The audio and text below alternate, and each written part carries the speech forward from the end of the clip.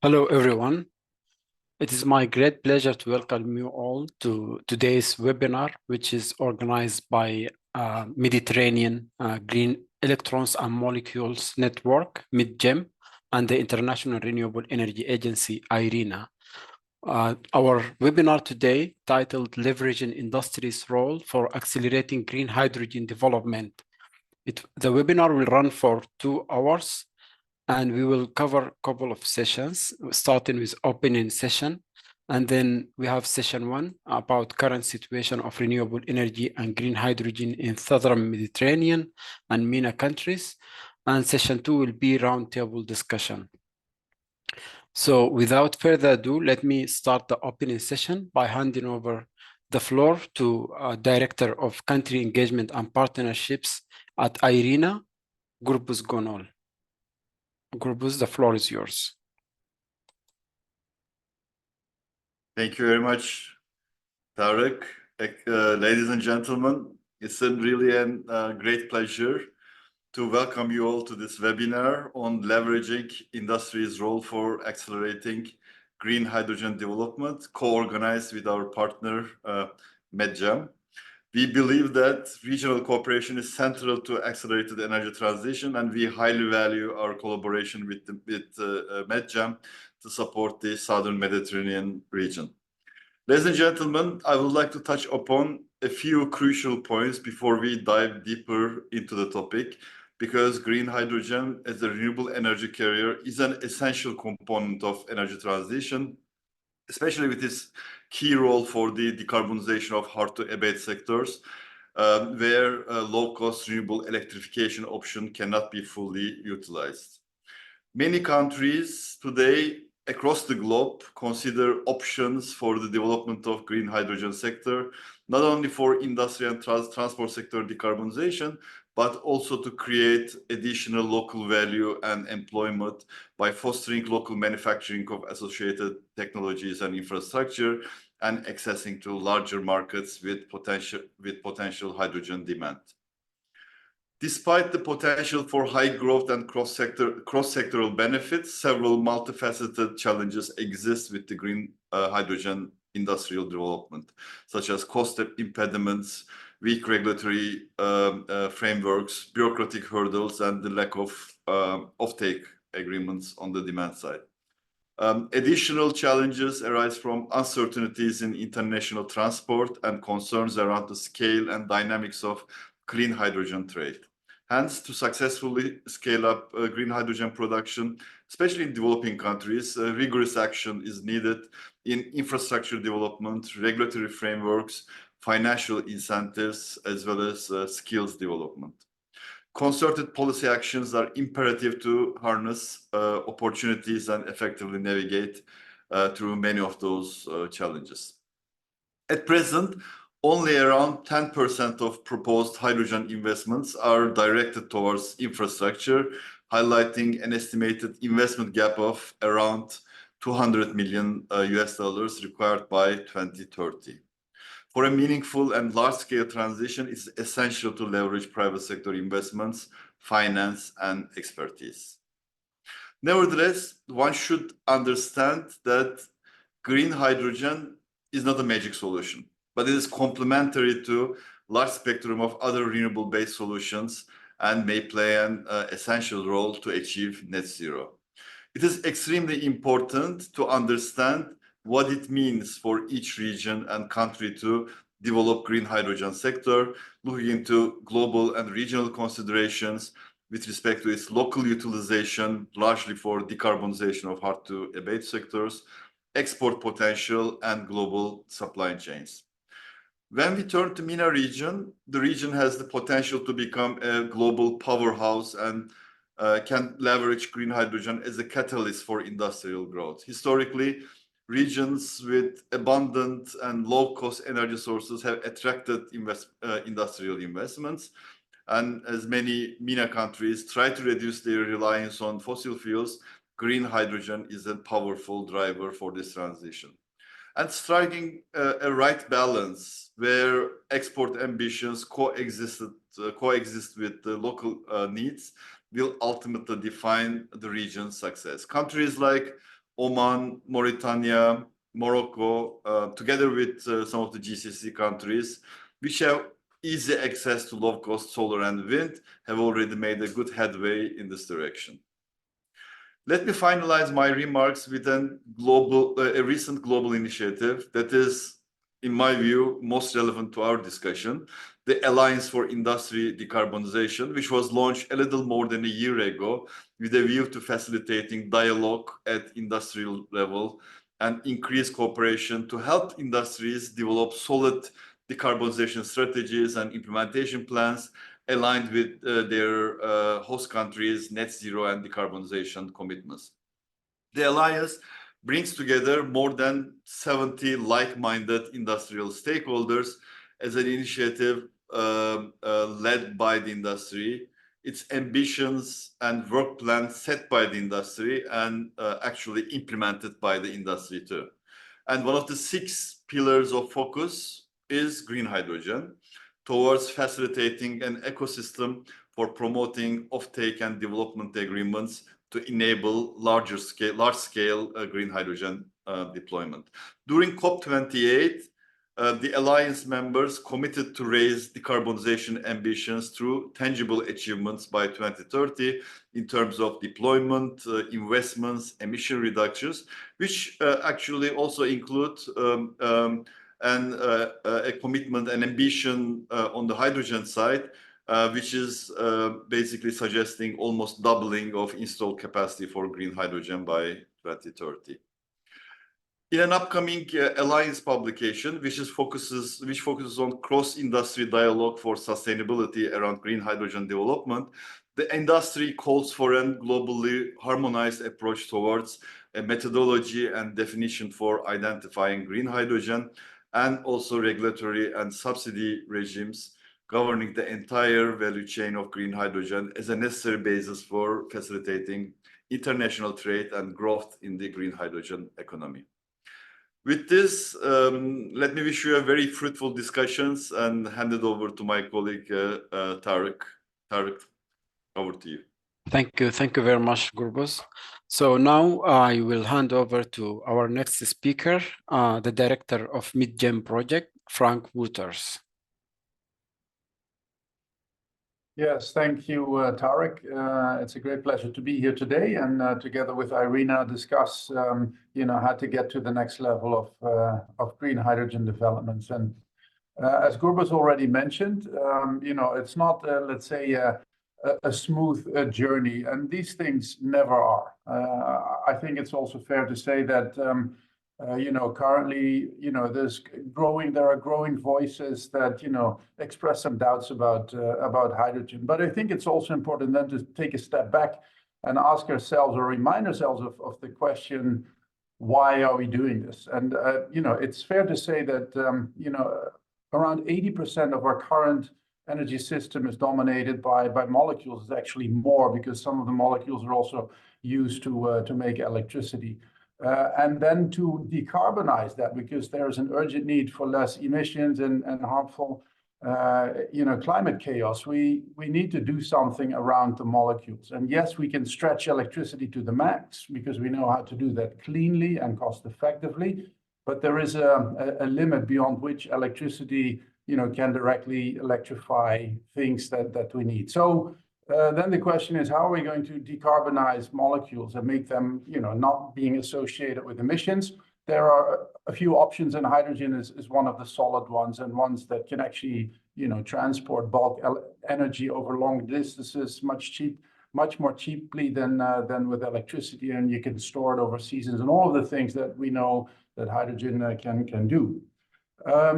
Also, then, if you look at some of the challenges, and we're going through some of them today, there is none that we cannot overcome. A major one is obviously the cost. And the issue is that right now we're at the beginning of a journey. We also know that the more we make something, especially if it's a technology, and we're only talking about a technology, the sunshine is free, wind is free, so we need a piece of technology in between to make it usable. That always has come down in price when you actually deploy it at scale. And that is where we are at the start. So we just have to do it. We have to find ways to to find deployment and go to scale so we can be cost competitive.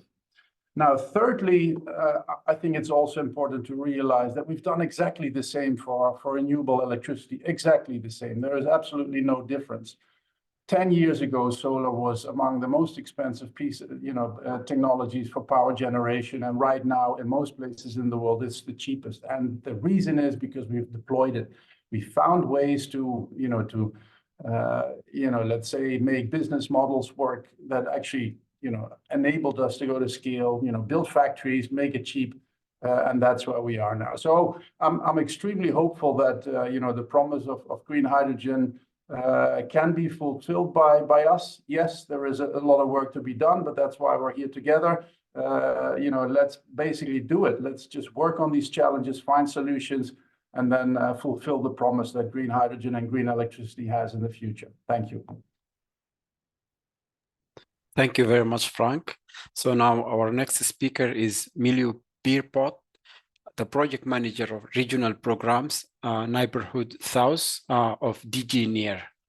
The floor is yours. Thank you very much, and good afternoon, everyone. Let me shed some light on this subject from the perspective of the European Commission. Because the European Commission and DG NEAR in particular initiated this MEDGEM project already a few years ago. Of course, in light of the ambition of the EU to become climate neutral by 2050. And for that, we, of course, realize that we can not only depend on green electrons, but we also need green molecules. And this is something that the EU also wants to do together with partner countries, and particular in the period after the Ukraine crisis, there was some more thinking on this, and expressed in the Repower EU plan in 2022, where a lot of emphasis was put on import of renewable hydrogen, for example, from the southern Mediterranean region.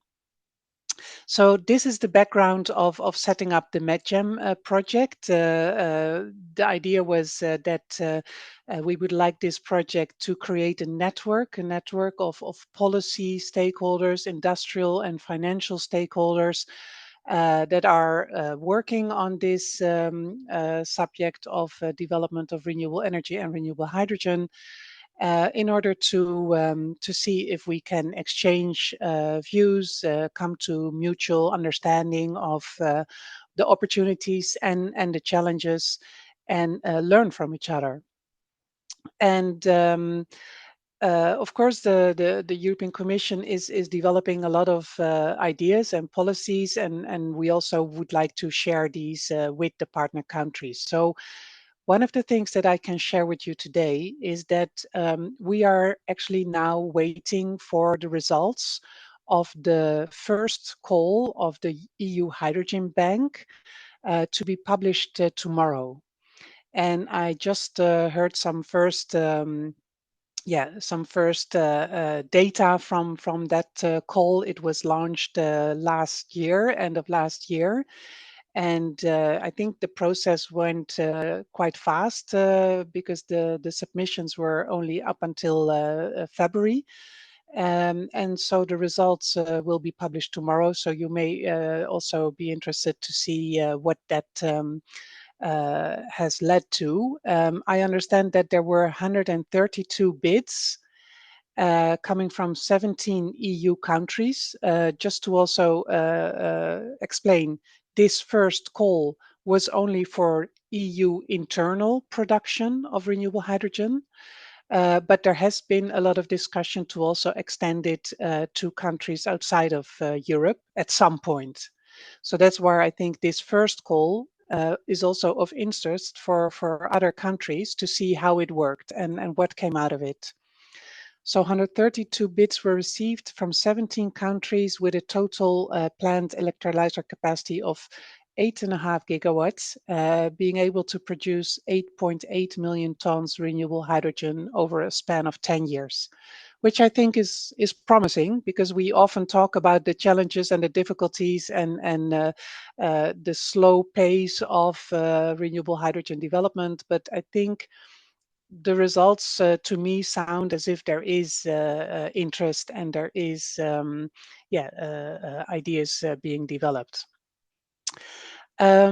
So the details will be published tomorrow. You may want to have a look, because one of the interesting things that it will help us understand is the price of renewable hydrogen. We are all still waiting to learn what the price development may look like. We don't have a lot of price information. So this will at least show some light on the prices within Europe.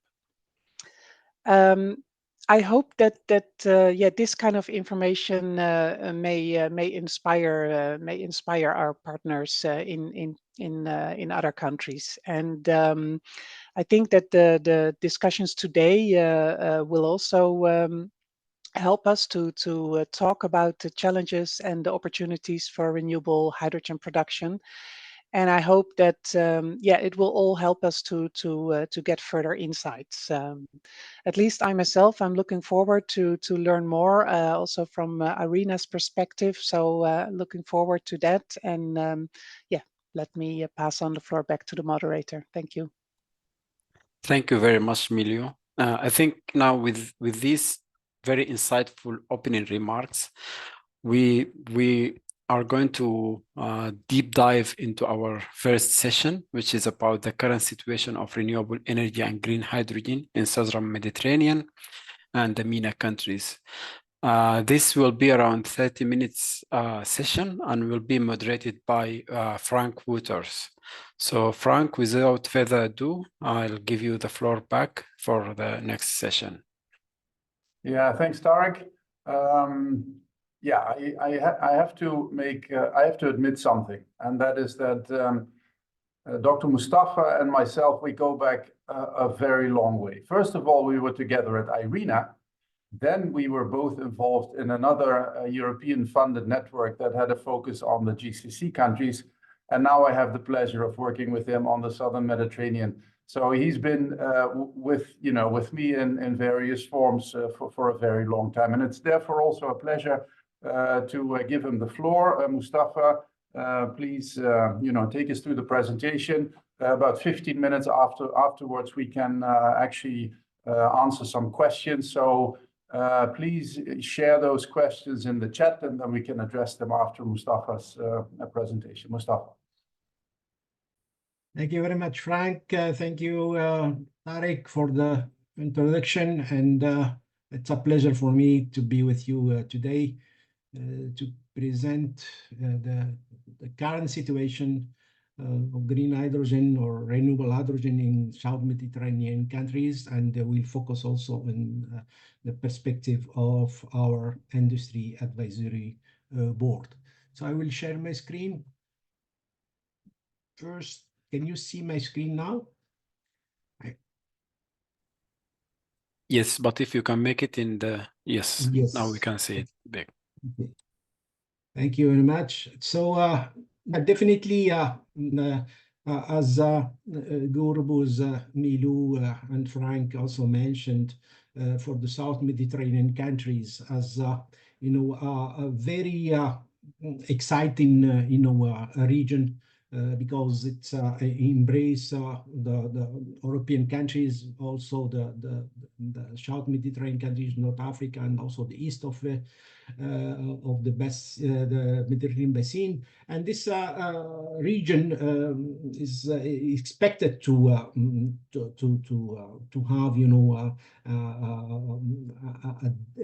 energy demand rising over the next 25 years.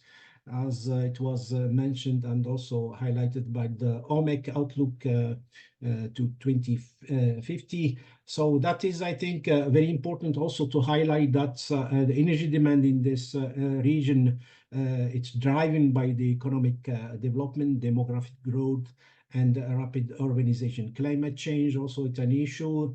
The region is exposed to climate change effect like rising temperatures, water scarcity, and coastal erosion. And all the experts agreed that energy transition is crucial for mitigating climate change impact across the Mediterranean region. And this energy transition, of course, is a lot of potential, that this region, is blessed with mainly renewable energy resources, solar and wind.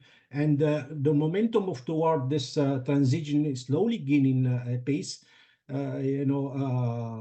But we get also some mixed results because not all the countries are doing the same or accelerating this energy transition with the same path. So energy transition, the 5 Ds: democratization, decarbonization, all those things related to decentralize and also to open the market for PPAs, digitalization, introducing smart grids, blockchains, artificial intelligence, and energy efficiency, and developing also this adaptable energy strategy, because all the countries are facing also disruption and rapid change in the energy market. So that is, I think, for in my perspective, and also some experts also highlighted that is needed an inclusive and sustainable energy framework, embracing and also using all the resources, not only one like renewables, but renewables has also some limitations.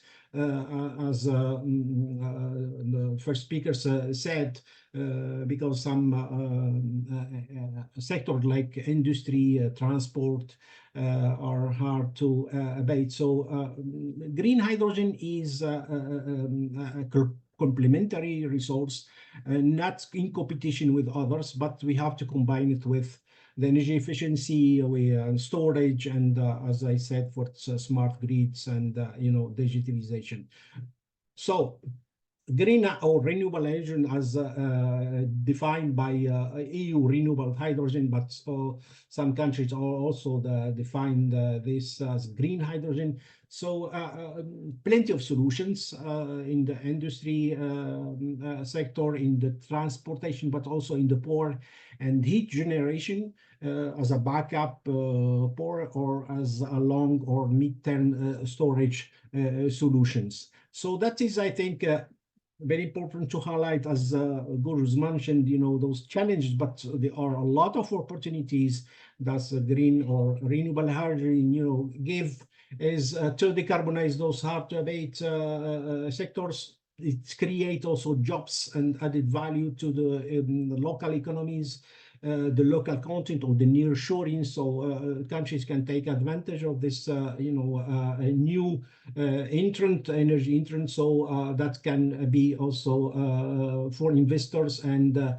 developers to create, local manufacturing. The exports, as Milu said, that is a good and very important opportunity. That's the North African countries, South Mediterranean countries are nearby. So the geographic, strategic position of this region, give this region, advantage because it near, and of course it reduces the carbon emission. So the objective or the target is to reach the maturity of this green hydrogen. As it said, the cost is still high, and we need to tackle all those challenges. So we are tackling and take also advantage of the opportunities that the region has. How to do it? So MedGem support South Mediterranean green hydrogen development through a process, starting by identifying the gaps, and at the end we need an action plan. So how to do it? We identify that a clear methodology and an approach like the country hydrogen readiness assessment that we develop, or the 9-pillar approach, is the suitable tool to define the gaps and also to suggest recommendation. It's a very straightforward process. So to assess the suitable conditions, and for each country, because each country has its own local circumstances, and the tool is designed to assist country in assessing the current state and also to formulate concrete action and obtaining consensus, because we are inviting all the stakeholders. As Milou said, we are inclusive network, and we need, you know, the input from the public, private sector, academia, NGOs, and other.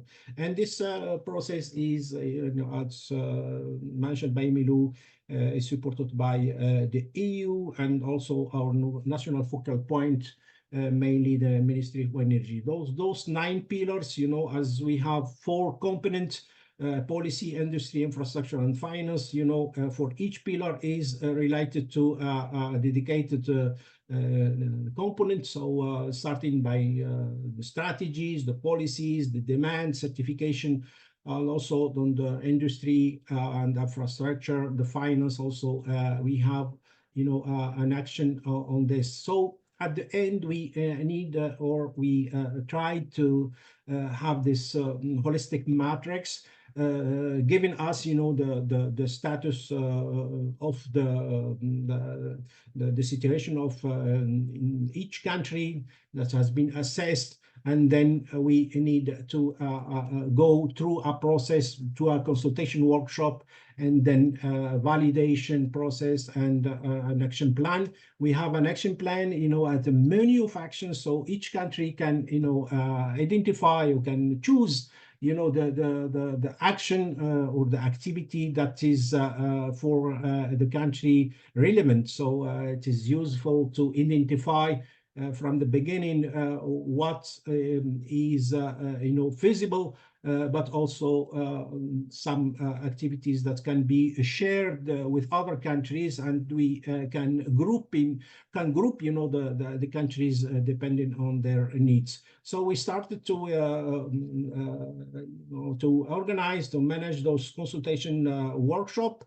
The first one, it was Lebanon in September, Amman in Jordan last year, of course, and Morocco in December. So at this stage, we identify, you know, all those 9 pillars, and we try to put all those countries together to see if they have, you know, the strategy and the roadmaps for the pillar number 2, for example, policy priorities. We notice it, and we are witnessing that Egypt and Morocco, they are, you know, going fast with those reforms and those, you know, incentives.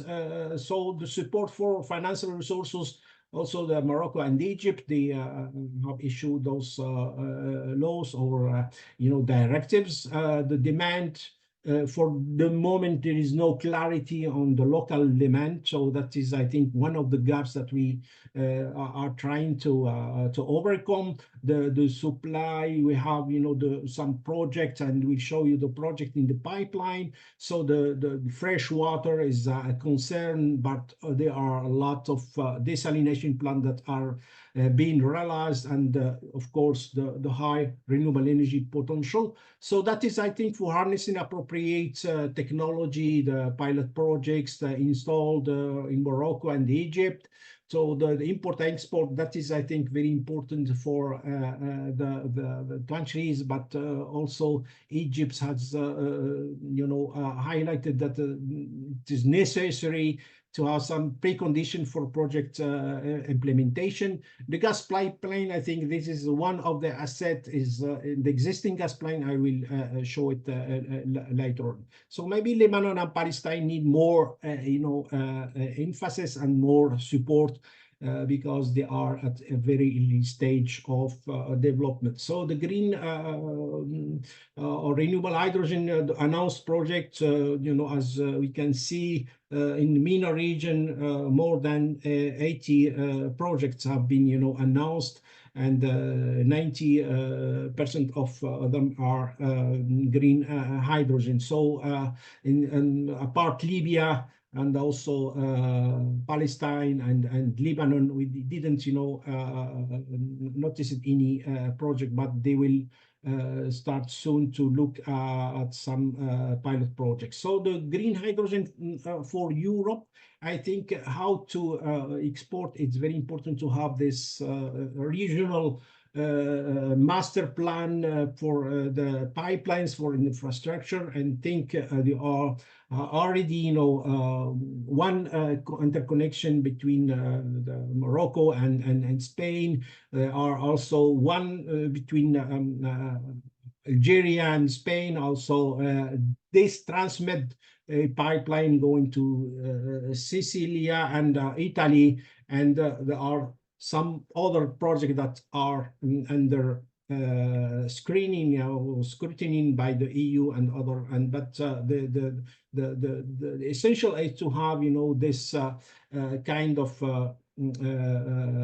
infrastructure in all the part of the basin, in the east and in the central region, and also in the west. I think the retrofitting also those existing pipelines interconnection, it's one of the solutions, instead of building a new pipeline. So what came out from those country consultation workshops on the policy regulations, it has been, announced and published by others, but specifically for this region, we need a flexible regulatory framework. We need to harmonize those policy and regulation between the EU and South Mediterranean country, the infrastructure. We have to launch a dialogue with project developers and potential consumers. Off-taker scores, performing regional mapping that is has been, highlighted in many workshops, and developing a green hydrogen local common infrastructure to reduce, the cost, and also to have an efficient and resilient, common infrastructure finance. We have to take advantage of the existing, financial resources. As Milu said, the EU is launching now this green hydrogen, renewable hydrogen bank. There is also some other resources coming from the EIB, EBRD, the African Development Bank, the World Bank.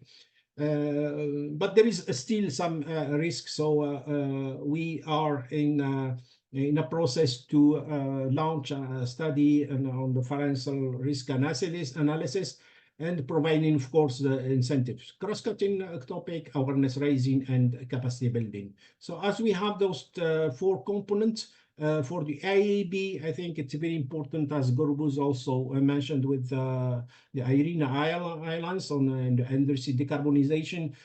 At EIB, I think we have, highlighted that is very important to have, the industry players with us, and they have to play, a major role, not only in participating, but also to facilitate collaboration, provide strategic guidance for our action plan, promoting innovation, advocacy and outreach that can be, also support the policies and the incentives and the regulatory forum to stimulate the investment in green hydrogen, and also the knowledge exchange. So identified priority area for actions that has been, decided in the December, or suggested in December last year, that we have to look at infrastructure, local value creation, and job skills and capacity building. We have also the certification, but it's more linked to policy than the industry, but it is, a topic that is in between. So, and we have also the support from partners like IRENA, UNIDO, and EA, all this. Conclusion recommendation, very quickly, there is a need to align the policies and regulation between the EU, and we have to start, discussion those, and maybe some bilateral discussion can be also launched as soon as possible. As mentioned, the public-private collaboration, it's needed.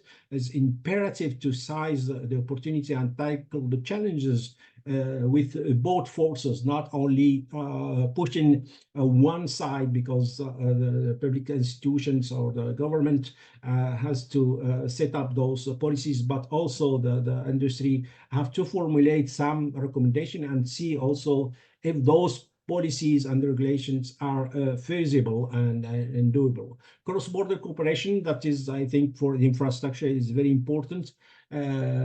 Joint common infrastructure, that is for local infrastructure, that is for cost saving and accelerating the integration, and for the local market is very important. Regional approach will be further developed in our core action plan to promote synergies, as mentioned by Gurbuz and Milu, prevent redundancy, and we have also to create the synergy to tackle all those challenges together, and see how we can, as Frank mentioned, innovate in solutions that can be implemented in this region as a pilot region, as I always said. And investment is very important, and we have to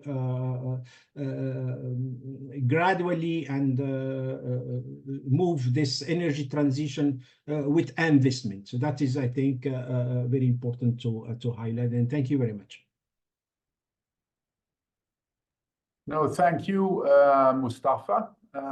This is, of course, a great overview over the network and its activities. I mean, we're trying to basically build a community between the countries of the European Union and the neighborhood, especially, of course, in this project, the Southern Mediterranean neighborhood. Again, this is also for you to ask questions, so feel free to share any questions that you may have for Mustafa in the chat box. But maybe let me start by asking you a question. Mustafa, you mentioned in your recommendation slide that there is a lot of initiatives by the likes of IRENA, but also the development banks have activities in many countries, but also United Nations, etc., etc. So how do we coordinate as a network? How do we avoid overlap and asking the same questions, doing the same thing? Can you maybe reflect on that? Thank you, Frank, for this very interesting questions. Yes, it's always difficult, to coordinate, because for my perspective is it depend on the organizations, and as we have mentioned from the beginning, from the launching of this network, we have to create our network and avoid overlaps and see how we can cooperate and build synergies with others. And that is, I think, from our side, we started to look to those like partners. IRENA, as we know, it's a very active, organization, and very efficient, and they have a very large, stakeholders, members, and that is very important, including the industry. And we have also the UNIDO, that's it's a UN organization that is also very active in the field, and they have also extensive experience in industry side. So that is, I think, those two, from our side, two, organizations are key to cooperate with. Otherwise, we lose opportunities, and we have to avoid those overlaps. We have also some networks like DAI, the MEDREG, MEDTESO, and RECRI, and we, as we started to engage in some bilateral discussions. We organize with them, webinars, as we are doing now today. So that is, I think, the way that we have to do things. Otherwise, you have to start step by step.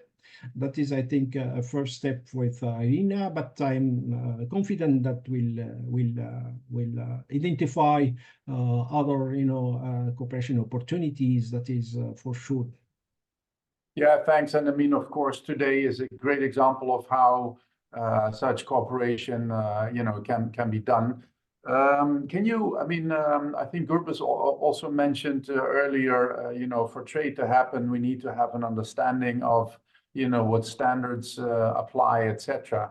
That is also something that many of, our stakeholders have mentioned, certification. How do we know that if we make a green molecule in our country, that we can actually sell it to Europe, what rules apply, etc.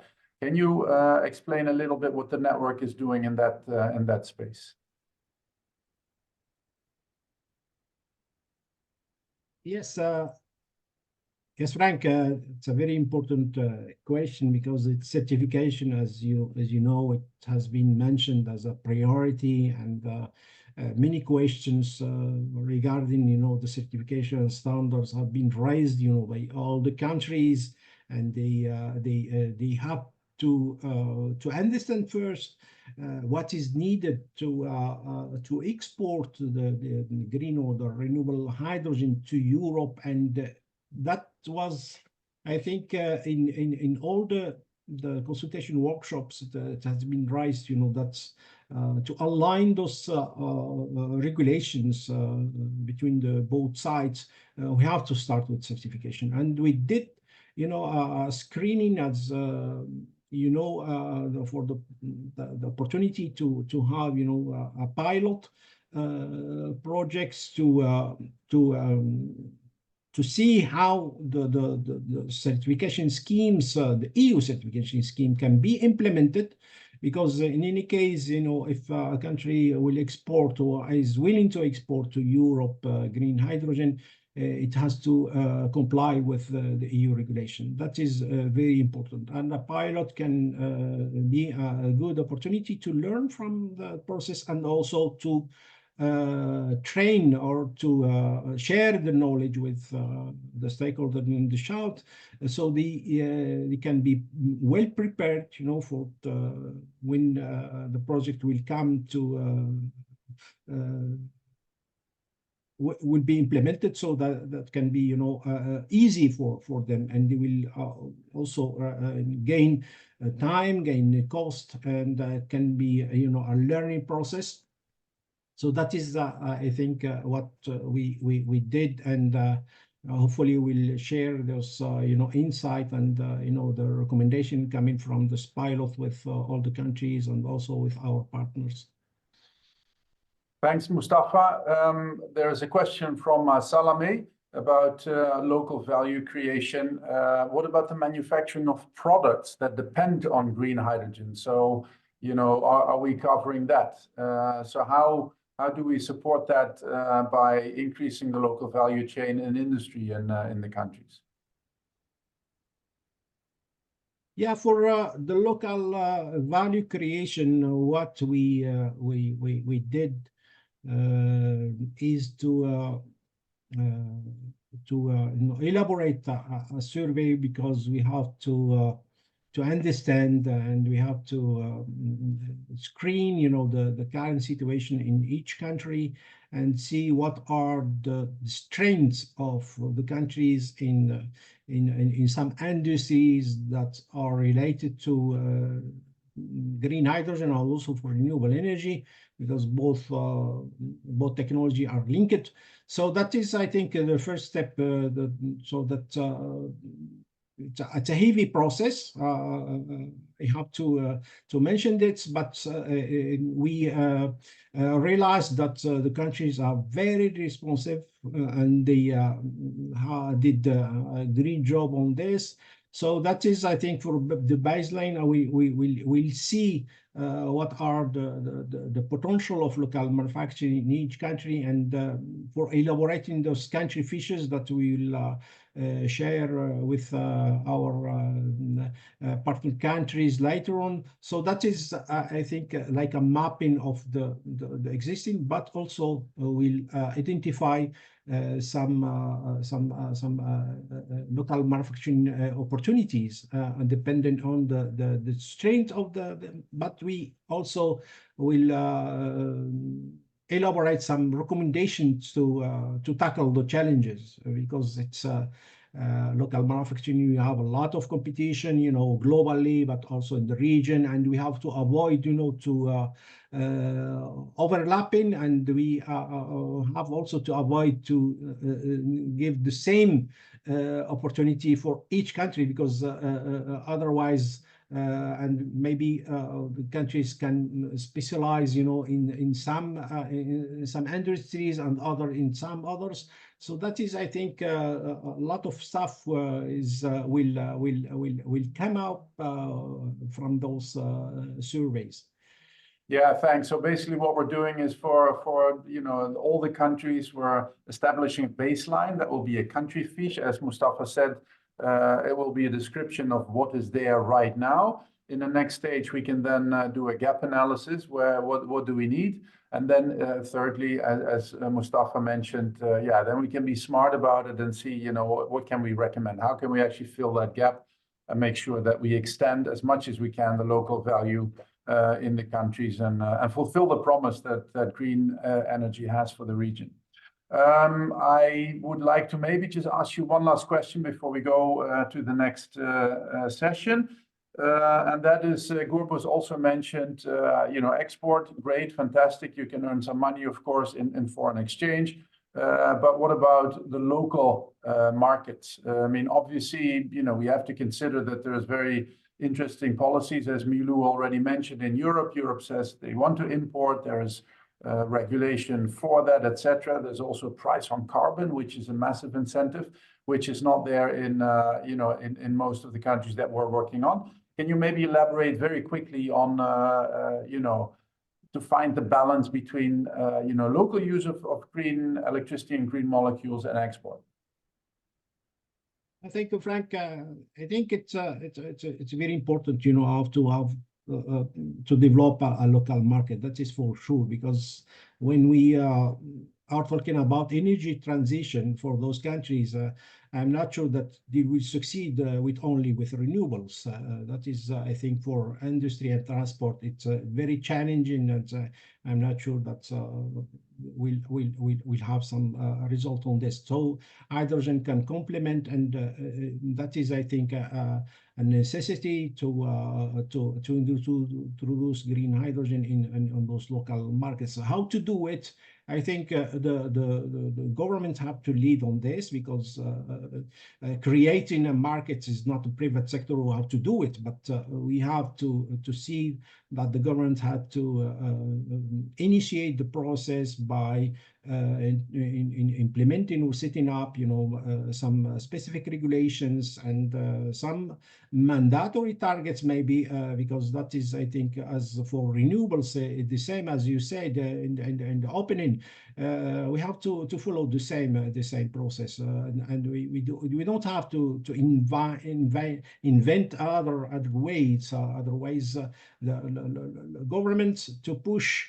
The private sector will follow, and the infrastructure, it's very important, as I mentioned. Local infrastructure is also key, because without those infrastructure, it will be difficult, tough to manage this market. And for the industry, I think, as we see, UNIDO is pushing also in this side. That is, I think, more easier to introduce and have, initial, activity in the industry that can lead to other, activities in the transport, and that is, I think, the way that we have to do it. Thank you, Mustafa. And with that, I would like to conclude the first session and hand back to the master of ceremony, Tarek.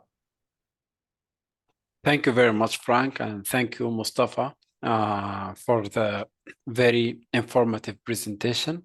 And I think with the last point that you discussed also about the local consumption and external trade, I would like now to open the second session, the roundtable discussion. We'll have Emmanuel Bianco, Program Officer at IRENA, Knowledge Policy and Finance Center of IRENA, who will be moderating this session. Emmanuel, floor is yours. Thank you, and good morning, good afternoon, everyone. Yes, I am Emanuele Bianco, Program Officer in IRENA, and today I am joined by two colleagues. The purpose of today is to discuss some of the most recent findings from IRENA reports. In IRENA, we did study hydrogen since 2019. We started doing policy analysis and trade analysis. And as the green hydrogen sector started to mature, the questions we raised changed, and hopefully keeping abreast with current trends and current questions from policymakers and stakeholders alike. So without further ado, I would like to give the floor to my colleague Anne-Catherine Lipponen, Associate Program Officer in the IRENA Innovation Technology Center in Bonn, with her presentation on shaping sustainable green hydrogen and derivative value chains. Catherine? Thank you very much. And also, hello from my side from Bonn. As Emanuele has already mentioned, I'm speaking about international hydrogen value chains and how they can be made, hopefully, mostly sustainable. And let me see if you can now see everything full screen. Yes, we can. Perfect, thank you. All right. So I would like to speak a little bit before about the role of hydrogen in the energy transition based on our world energy transition scenario, and then I would like to speak about our findings on hydrogen trade that has been mentioned before a little bit, and I will give a broader overview over that, and then talking about enabling measures for sustainable green hydrogen trade before my colleague Abdullah will speak about what that means specifically for developing countries and how the benefits can be maximized for developing countries mostly. So at IRENA, we always do, or we have our World Energy Transition outlook, where we showcase how the energy system needs to look like in a 1.5 degree scenario, meaning in a world where we are compliant with the Paris Agreement and how we use, consume and produce our energy. And here you can see on the graph that in 2020, our total final energy consumption was mainly based on fossil fuels. And when we look into the 1.5 degree scenario on the right side, we see that first of all, we have to consume less energy, and we have to use mostly direct electricity. And the large share of it should be renewable by 91%. Direct electrification plays a huge role when we look into a sustainable energy future, and it will be complemented by hydrogen, including hydrogen derivatives such as ammonia or methanol, based on green electricity as well. So here you can see, according to our assumptions, in 2050, 14% of the total final energy consumption will be based on hydrogen, with their large share being green hydrogen, including ammonia and methanol and other products. That doesn't sound much, but in terms of the challenge that we have to overcome to make that happen, it is a lot. Because if we would like to scale up green hydrogen to such an extent, we need to really scale up hydrogen electrolysis capacity. So hydrogen is already used today, as everybody knows, but mostly based on fossil fuels. And if we want to have hydrogen to be green in the future, we need to scale up our electrolyzer capacity massively, as you can see in this graph, from really negligible numbers today to 5,700 gigawatt by 2050. That means, of course, that we also need to deploy a lot of renewable energies in order to have green hydrogen. In our trade analysis, we were looking into the green hydrogen potential. Where do we have the highest potential? Where do we have the lowest technical potential? And also at a low cost. And as you can see here, the potential supply of green hydrogen is much higher than the future demand, most likely. So in terms of potential, we can be quite optimistic. And as you can see, North Africa and Sub-Saharan Africa really play a big role here. However, we can also see a mismatch between where is the highest potential and where will be the highest demand. And this is where trade comes into play. And this is why also hydrogen trade has gained a lot of attention in recent years. And here you can see some of our base assumptions when it comes to trade. As I have mentioned, it will not only be green hydrogen, but we will most likely also produce hydrogen-derived products such as ammonia and methanol, and it will also be traded as such products. Hydrogen can be traded also in LOHC as a carrier over long distances, but the large part of hydrogen trade and transport internationally will be happening over pipelines, because as you can see here, according to our assumptions, the larger part, around 1/4, will be local, 3/4 will be locally produced and consumed, and just a smaller part will be traded internationally via pipelines, but also via ships. And when we talk about trading green hydrogen via ships, it predominantly will be traded as ammonia, according to our calculations. And in order to make that a case, of course, the production of green hydrogen and derivatives in the producing country must be sufficiently cheaper compared to the importing region to compensate also for the transport costs. When we speak about hydrogen trade, we do not only necessarily speak about the products itself. We also speak about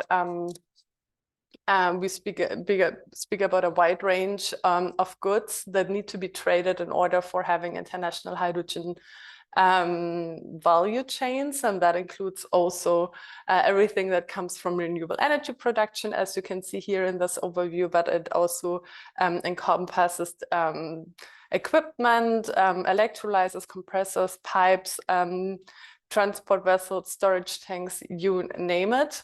And we do not only will trade the hardware and the products, but also services will be really relevant, from design and engineering to consulting and training and business services. Here, this overview comes from our cooperation with the World Trade Organization, where we published last year a report also on international trade and green hydrogen. And what is interesting, especially when we think about and speak about trade flows, is that when we look into current trade flows of hydrogen and ammonia and methanol, we can see that already today more ammonia and methanol is being traded than hydrogen. And this is in line with what we expect to happen in the future as well. And you can also see that between 2020 and 2022, we saw a sharp increase in the trade of hydrogen and also of ammonia. So what do we need in order to make this trade flows sustainable and transparent, most likely also? So first of all, we need something that is called quality infrastructure. And we need an effective system to develop value chains that are safe and that the performance and sustainability is ensured. And there's where quality infrastructure comes into play. Quality infrastructure is a set of things, and it comprises metrology, but also standards and accreditation and conformity assessment, also including certification and testings, for instance. So we need quality infrastructure to ensure that value chains are as safe and sustainable the entire time in the setup, but also later in the running. So in order to ensure we can also detect some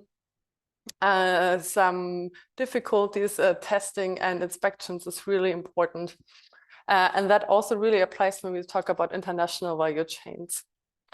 And having a robust and internationally harmonized quality infrastructure system creates the technical basis for the development of the green hydrogen sector. So it's really a crucial part.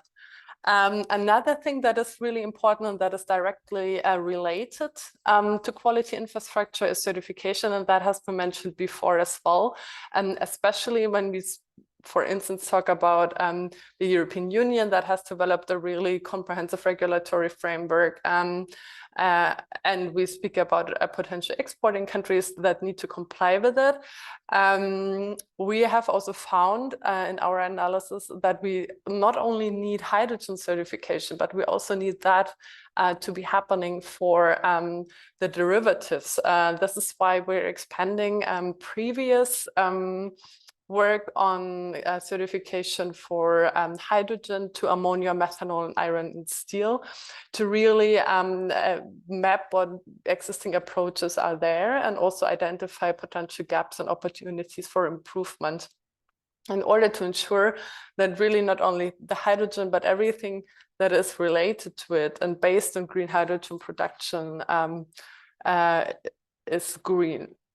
And here you can see one of our findings already. So as you can see here, we have a lot of regulations coming up for green hydrogen or already being in place, or at least under development. And that is not necessarily the case for ammonia, methanol, and iron and steel. So there is a lot to be done still. And in order to make international cooperation, international trade really happening, we also have a set of key recommendations, and that includes that, of course, when we talk about trade, we also need to reduce tariffs and non-tariff barriers for green hydrogen and the products related to that. As I mentioned, we need a sound quality infrastructure. We need targeted and non-discriminatory environmental subsidies. And one tool how policymakers also can contribute to the uptake of green hydrogen trade is sustainable government procurement. And of course, we also need international cooperation and cross-border dialogue, and also address the topic of capacity building program. And I bring you one example of international cooperation to accelerate the green hydrogen deployment. This is our IRENA's collaborative framework on green hydrogen, where we bring together at least twice a year our member countries, where we speak about everything related to green hydrogen sector and development. Last year, we were discussing supply and demand and where the world stands in terms of supply and demand, and we have put this into a brief, and that can also be found on our website, where we also have a lot of country cases from our country interventions included. And also we can see a lot of development in the hydrogen sector, also when it comes to international cooperation, and that is also included in the brief. And just one insight from this brief as well is that we could see from our country, from our members in the collaborative framework on green hydrogen, that not only a lot of strategies have been launched in the last years, but also we see the first updates. And that is really important to ensure that the strategies and the strategic outlook of countries is really in line with the rapid development of the sector. Also, standards and certification has been discussed a lot. That has been really a key topic for our member countries. And while we have now the ISO methodology for assessing greenhouse gas emissions that has been revealed at COP28, we still need a lot of work to be done, as I have mentioned earlier. And also, and this is with what I would like to conclude with, when we speak about sustainability for green hydrogen, we do not only speak about the lowest emission. We also need to talk about other environmental impacts such as water supply and energy supply, but also socioeconomic factors where the projects will be deployed as job creation, but also how can we involve communities best in order to ensure the projects really also benefit not only later the importing countries or like the consumers of the product, but also where the products will be produced. And this is exactly where I'd like to hand over to my colleagues again. Thank you for your attention. Thank you, Katrina. And I invited the audience in the meantime also to type their questions for her when later we're going to do some round table. I immediately pass the floor then to my colleague Abdullah Fahad, Associate Program Officer, that will talk about revisiting hydrogen trade. Abdullah, please, the floor is yours.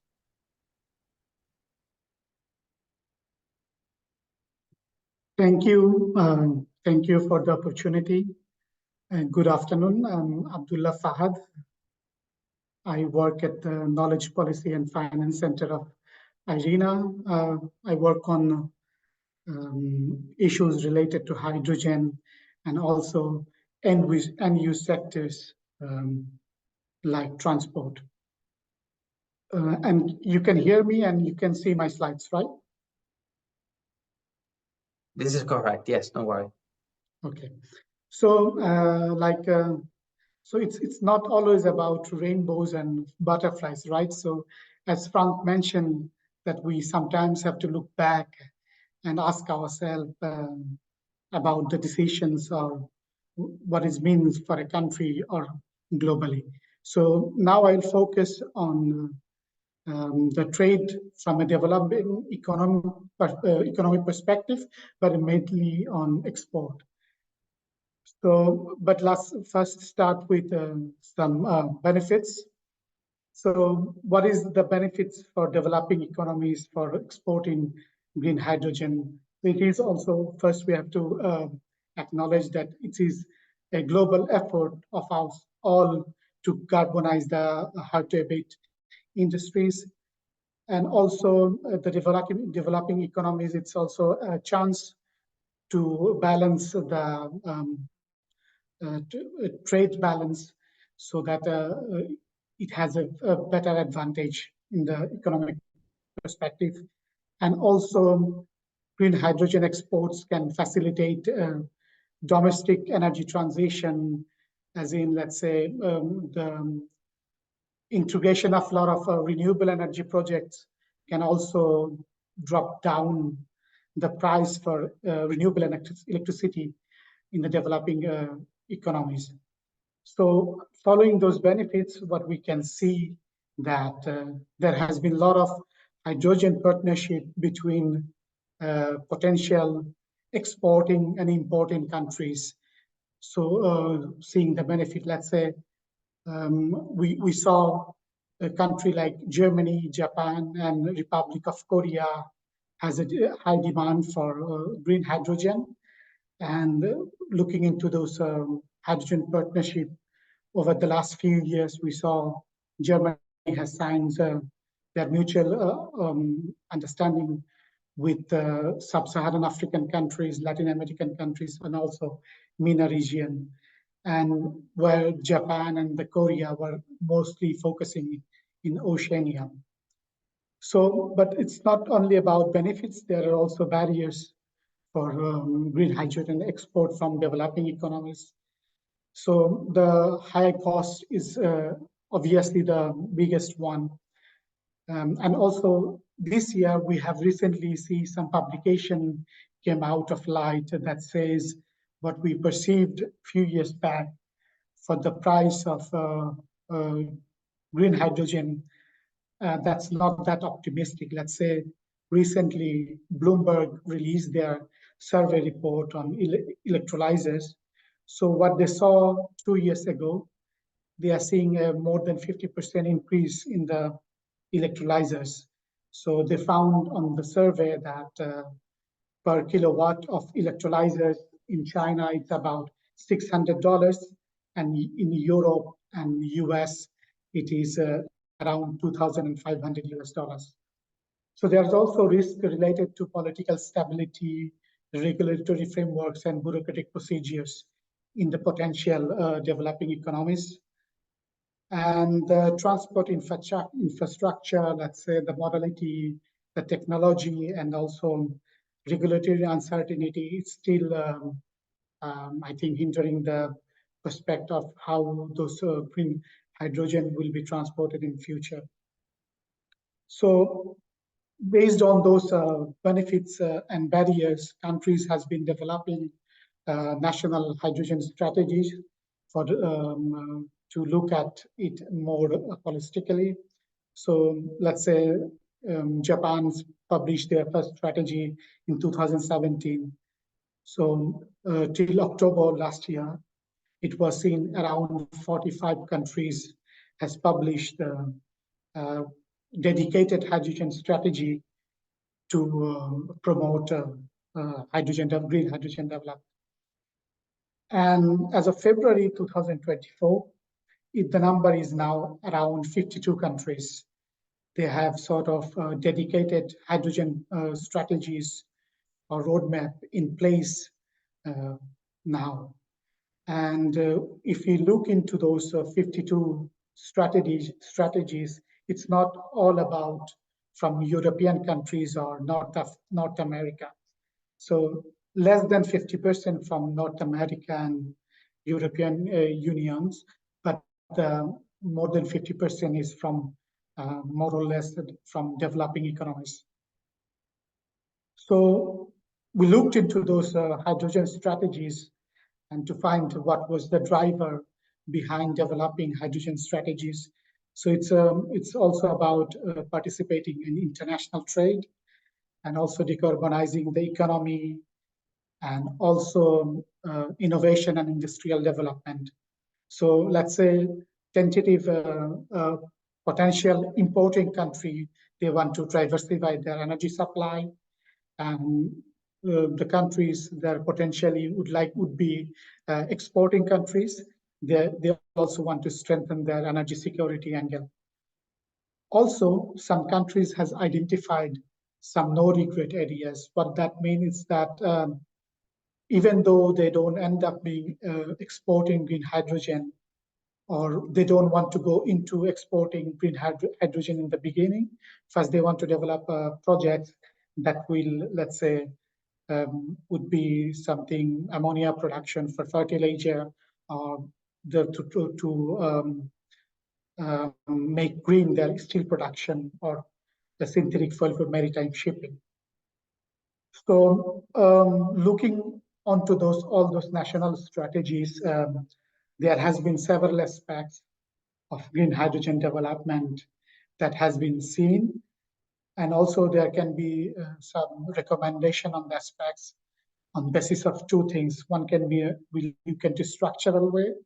So structural way, a country can go into dual phase where they do export and domestic use, but maybe prioritize on domestic uses.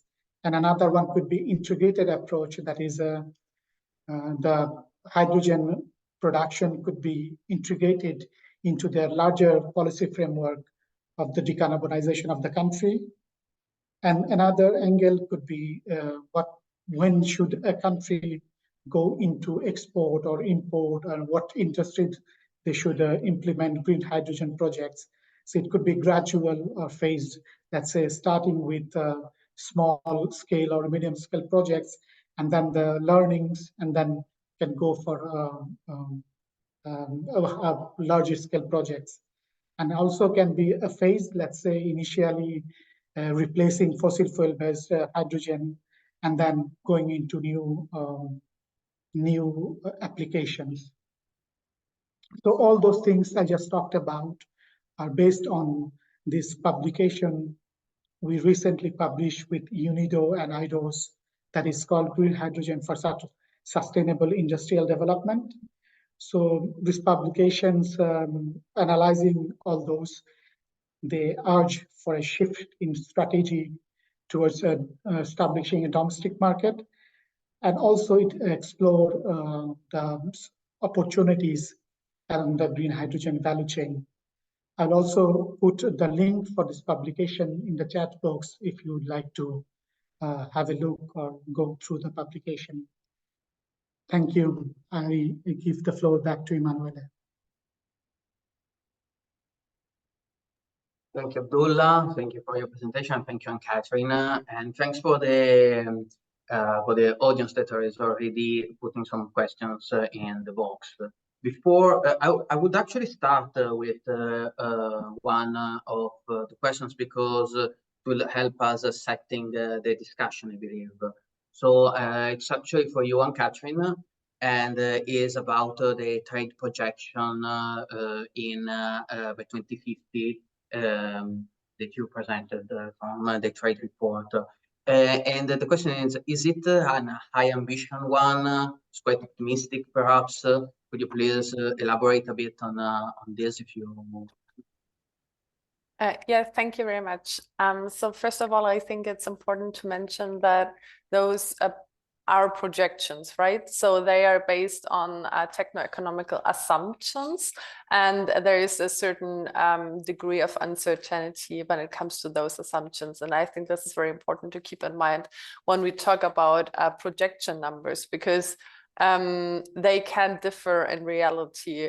What we intend to do with this is to give an indication about how it can look like in the future, and also to see how that can be compliant with the 1.5 degree scenario. And maybe, okay, talking about ambition. So what do those numbers say? They say the large majority will not be traded, right? The large majority will be produced and consumed locally. So ambition in what regard? When it comes to trade, then it says, oh, we maybe need to lower our expectations when it comes to the trade flows, right?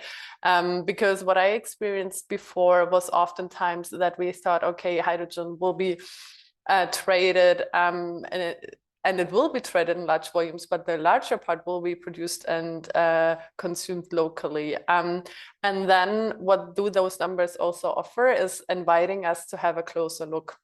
When we speak about green hydrogen trade, we do not necessarily speak about hydrogen trade. And I think this is also very important to consider, especially when we think about infrastructure requirements coming with the trade.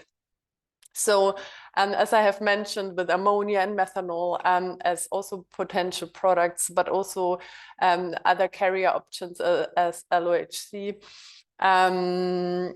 it will have different infrastructure requirements. And we need to have a close look on what products are needed where. Do we need ammonia, for instance, as a chemical feedstock somewhere? Then it might make more sense to produce ammonia and transport it as ammonia and not reconvert it, but use it as a feedstock directly. Then we have a much higher efficient value chain if we do it another way around. But that might not apply for every use case. So we really have to look into, okay, what is needed where and what makes sense, and where can we produce the needed product cost efficient, and where do we also have the infrastructure, or where can we implement the infrastructure as well as possible to the lowest costs. And I think this is what those numbers offer, like a closer look, and really keep that in mind when we talk about trade. Thank you. And actually, this is a good leeway to the next question to Abdullah, because Abdullah's and the teams in UNIDO and IRENA and IDOS, they started assessing the fact that countries are, in particular in the global south, are reconsidering their hydrogen system to attract local industries, while keeping open the door for export. So Abdullah, I would like to ask you what are currently the considerations between local uses of hydrogen versus export-oriented activities. What can you share with us about this? Thank you, Emanuele, for the question. So I wish I could share some real information, what countries has been doing right now, but unfortunately I don't. But let's say I'd like to say something that countries should focus on that. Let's say I'm also going back what was the philosophy behind my presentation, that looking back the country priorities. And then, so let's say normally the potential countries that going to be an export, has the export potential for green hydrogen, they're also, hungry for investments. So let's say now this, because of this really strong interest for green hydrogen, and it can be tempting for those countries to attract those investment in their countries. But also they have to consider what it means for them in the long run, and also kind of considering their holistic country goals, so that they don't fall into a trap, so that they regret later. So, and also recently I gone through a publication by Global Powerful Alliance, and there was that says that so far they look into hydrogen projects and within Europe and outside of Europe, and also projects exporting hydrogen to Europe from non-European countries. And they found out that they concluded there is no off-the-shelf solution for hydrogen. So it has to be country by country case, and they have to look into their own priorities, so that they don't end up being stuck in a commitment that will be regretful later. Thank you, Emmanuel. Thank you. And I mean, this is interesting if you think about it, because a few years ago, all these considerations seem to be absent, and some of the considerations about attracting in hydrogen users is relatively new. And I was wondering, and Catherine, if you could comment on the impact that global North countries policies from the global North countries had in the hydrogen trade, in particular the carbon border adjustment mechanism. Because as we know, as a measure that the carbon border adjustment mechanism wants to avoid the import of gray products from the same countries, sometimes that could actually produce green hydrogen. So how this may impact or is impacting the market, as we can, what we can see now. Thank you for the question. I think this is really crucial. So what we can see when we also talk about our trade projection is that we only have a small number of potential importing markets. And there we are speaking mainly about the European Union, South Korea, and Japan. All of them have or are considering to introduce a certain set of either incentive schemes or regulatory requirements. I would like to mention some options and then talk about CBAM in particular. So what we can see is, for instance, also in the European Union, with the European Hydrogen Bank, we also see efforts to help to facilitate the uptake of green hydrogen and derivative production and export in other markets than the European Union. So in order to make that even possible, this is an auction design, and those products that will be benefiting from incentive schemes, they need to comply later with the regulatory framework of the European Union. And there we have a certain emission threshold that need to be complied with, and that plays a huge role when we talk also about the hydrogen and derivative production in other countries that aim to export to the European Union. So that plays a huge role, but that might also apply for Japan, for instance. According to my current knowledge, there is a scheme under development right now. So this is one part, incentive schemes in order to help front-runner projects to really take off. And then there are policy tools like the carbon border adjustment mechanism that is more general, that is not only relevant for hydrogen, but also relevant to hydrogen. And what does it do? It will, in the long run, put a price on the products that will be imported to the European Union in order to avoid carbon leakage. And that can change how products will be traded. And this applies to hydrogen, but it will also apply to steel, for instance. And we have a system where we have different phases. So currently the CBAM is already in place, and companies will need to report the carbon content of the product they are importing to the European Union, but they do not yet have to pay. That will come in a later phase. And why will that influence, for instance, hydrogen? Fossil-based hydrogen will be more expensive later. So the higher the carbon content, the higher the price that will be put on the product imported to the European Union. That means green products will be favored through CBAM, and also most likely influence what kind of products will be produced if the production is aimed to be exported to the European Union. And it, as I said, not only applies to hydrogen, but does apply to hydrogen.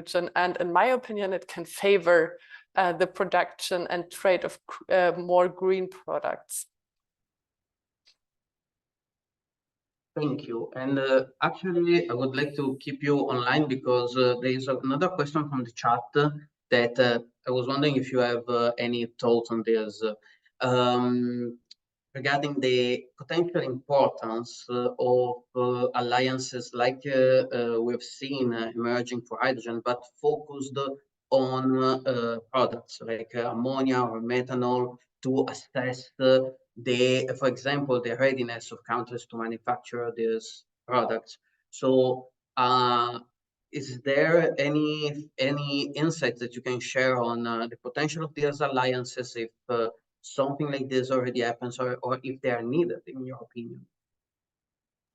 Yes, so we can see the uptake of a number of alliances. I think we have the African Alliance on Green Hydrogen. We also have one for Europe. And what it does is really connecting regions and markets and exchange also on the readiness and the developments. We also do it to a less binding extent within IRENA when we invite to our green hydrogen events, and where we bring together our global membership. But we also can see those alliances speak about hydrogen and ammonia and methanol and exchange really on the challenges that are faced in the specific regions they're covering. Okay, thank you. I will then move from the potential for these countries to what we can actually see and do in these countries. And Abdullah, I am looking at you because in the UNIDO report, there were quite some suggestions on how to create a value chain for developing countries in attracting hydrogen. There is the concept of hydrogen pool, if I'm not mistaken. So could you please comment on the hydrogen pool and the creation of value chains in developing countries? Thank you, Emanuele. So I would like to answer that question. Before that, I also see one question in chat that Ali said that Tunisia does have a strategic study on green hydrogen since October 2023. So as you said, it's a strategic study. So initial study country taken up before they go into a formal policy. So yes, we know Tunisia is in the process of developing their their hydrogen strategy, but among these 52 countries, we didn't calculate Tunisia.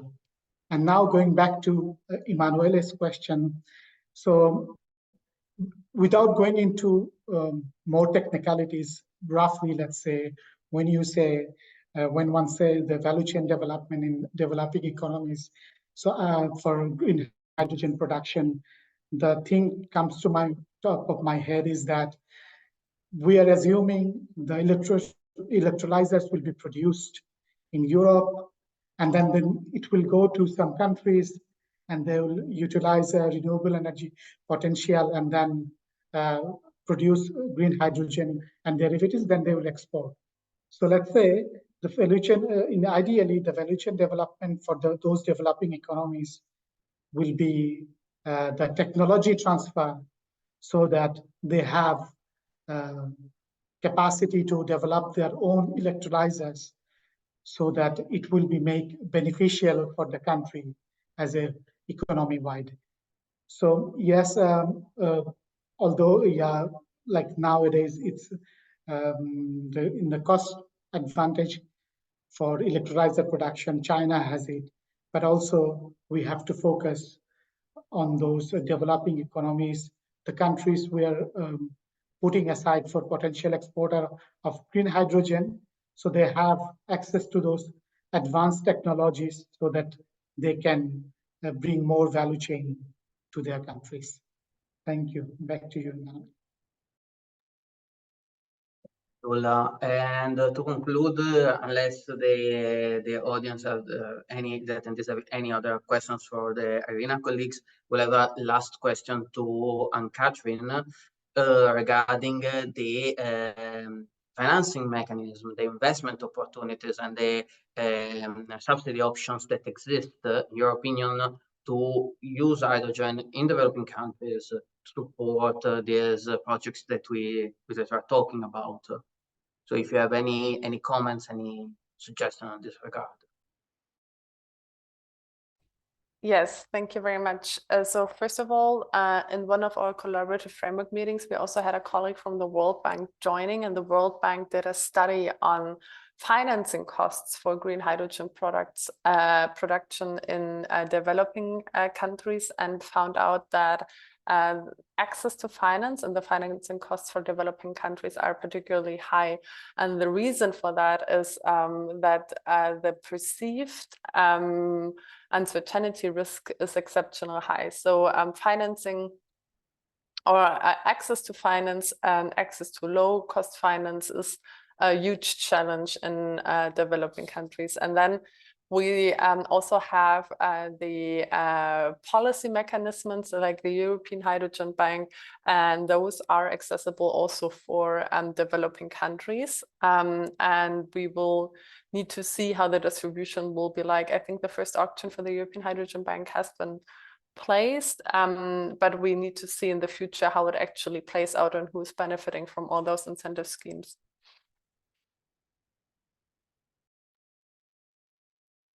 Thank you. Sorry, my video is not starting, but thank you, Anne-Catherine. Thank you, Abdullah. I think that, oh, I see there is a last question, perhaps. Okay, no, it's a comment on the Tunisian strategy. So I would like to close this roundtable. I think it provides quite a good overview of the current work of IRENA, but also on the current status of the discourse regarding green hydrogen in the global south, and the opportunities for trading not only hydrogen but also other products and other semi-finished products from the global south to the global north. The energy transition is an opportunity. We know if we do the right things, if we don't fall in the mistakes of the past and don't try to make the energy transition fairer and more just, then we can reap even larger benefits. This is part of the missions of IRENA, of course, and we're going to continue this assessment to assess how green hydrogen can become an opportunity for the economies everywhere. Frank, I will leave you the floor for some closing remarks from your side.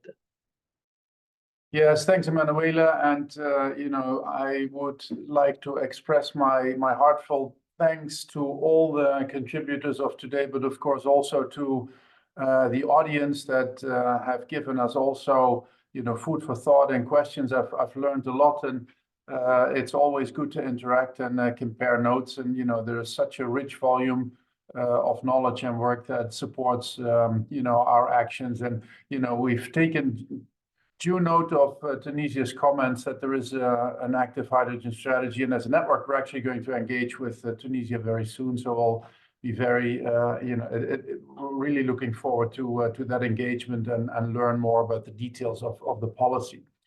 I've heard a number of things today. Obviously, it was a very rich discussion, but I think it's also important to keep reminding ourselves that this is a joint up approach between not just all the organizations that are active in this field. We've heard about IRENA, MEGEM Network, UNIDO, etc., but also between the public and the private sector. When Milou said there is a large number of projects and that number of initiatives is actually growing, most of those are private sector initiatives. Those are companies that go and find a location, they find a market, they try to figure out a business model for making green molecules. Perhaps there's a trade angle, etc. But the fact that the number of final investment decisions is lagging also means that there is still something missing. There's a cost gap. Who's going to pay for that? How can we match supply and demand? There are different time horizons for those things. So that is something where we haven't really cracked the nut. And I do think that the policy angle is important here. We've also spent quite a bit of time talking about local markets versus export. As Emanuela just mentioned, we must try to avoid the mistakes of the past, and especially the extractive industries where foreign investors come in, dig a hole in the ground and basically run off with the country's treasures. There is a risk that something of that nature will happen again. You build a big solar farm, you make a whole bunch of green ammonia, and that is all going for export. So how can we ensure that the countries that have the resources can benefit from that? So there was a lot of thought that went into that. Also the joint UNIDO IRENA IDOS publication spends quite a bit of time and thinking around that, how to do that.